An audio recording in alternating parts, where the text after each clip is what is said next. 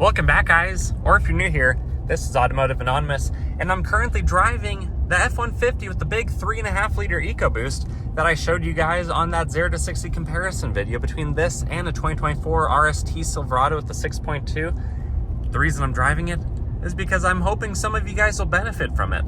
But also, this is a fun truck, and there's a lot I want to share with you guys in 10 minutes or less, just in this impromptu driving impressions video of what a current generation F-150 with the most powerful non-high output turbo engine has to offer.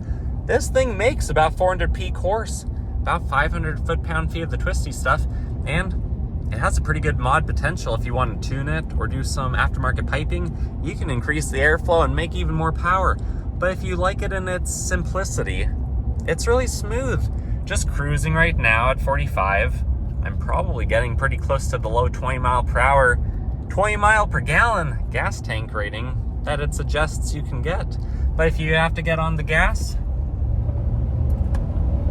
those twin turbos spool up really well. And even in sport mode like I have it right now, it's nice.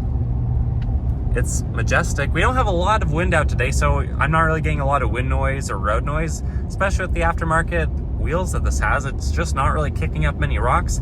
Plus, I'm on a pretty well-maintained country road. It's not, gravel. It's not anything we should be concerned with. But the back seats are huge. The practicality of this truck is really nice. It has a payload capacity of almost 2,000 pounds. At least it did on the stock wheels and tires and suspension. They say when you lift a vehicle and you put a bigger wheel and tire on, you should deduct the % of increased wheel size from your payload. So that's kind of sad that this one probably lost quite a bit with these wheels and tires. But dang, does this look good as a cheaper alternative to maybe a Tremor, or a much cheaper alternative to the Raptor R I drove recently. That was a really fun experience. But honestly, for, about 90 grand more than what the Twin Falls Subaru is asking for the slightly used one, it's not worth it compared to how fun this one is on its own.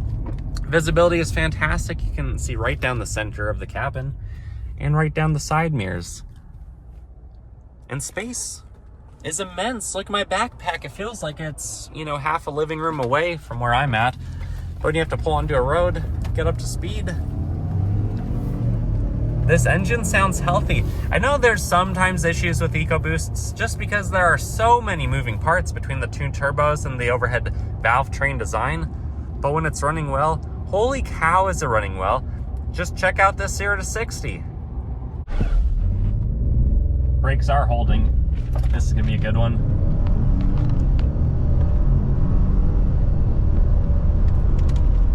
Oh yeah. And true 0 to 60 on that one came in at 5.93. I will say the best stock 3.5 liter Ecoboost I've done was in the mid 5s.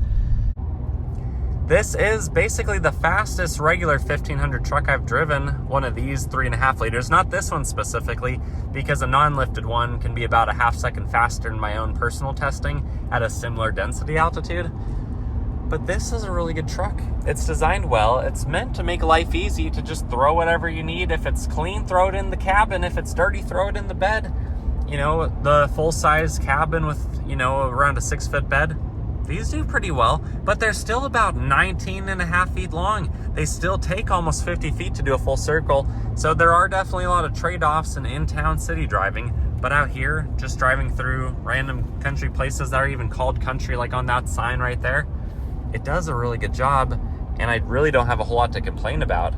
I will do a U-turn in just a second to show you guys what that process looks like, maybe up here actually.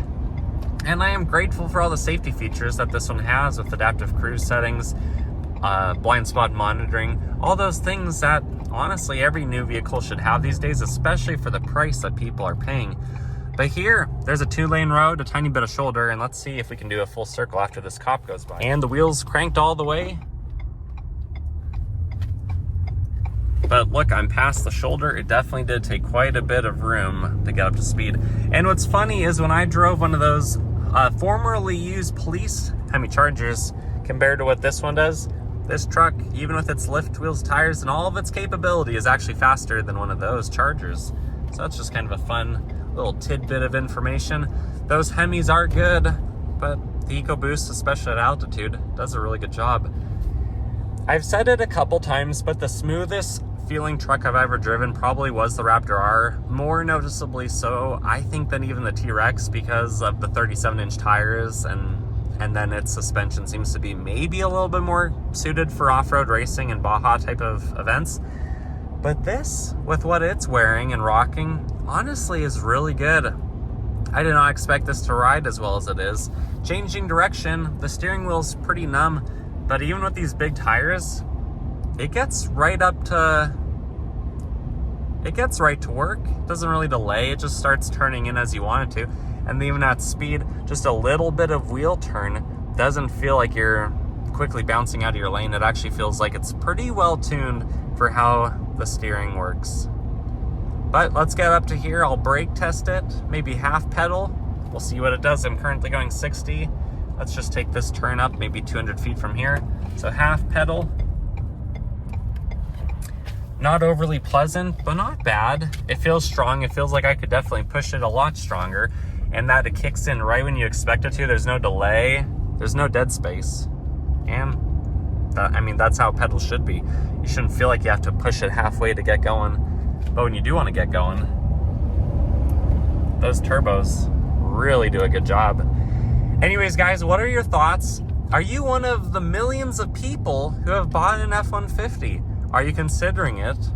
Go test drive one. I always recommend you test drive trucks. I'm definitely more familiar with the current generation Silverados and Sierras than I am with F-150s. But I like how Ford does it. I like the visibility. I like the cut down that they've had in the window for almost 15 years now. I like how easy it is to live with a truck like this, knowing where all the dimensions are, and having a hood that kind of waterfalls and slopes down. It's cool to be able to see where your dimensions are, to be less likely to cause an accident. But also F-150s, especially the recent generations, which Ford gives us a new generation, you know, basically every several years because they sell so many. They can afford to redesign it, they can afford to remodel it.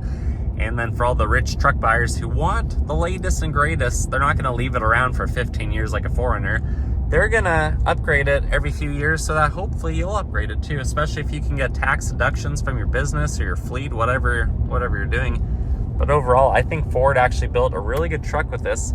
And if you guys want to see how it does 0 to 60 compared to a 6.2 Silverado RST, check out that video. Otherwise, if you're still listening and you've had any amount of fun in, you know, a fraction of what I've had, at least maybe a quarter, I think we're all winners today. Anyways, thanks for watching this video, guys. It was a lot of fun to make, and I wish you the best. Subscribe, like the video, and take care.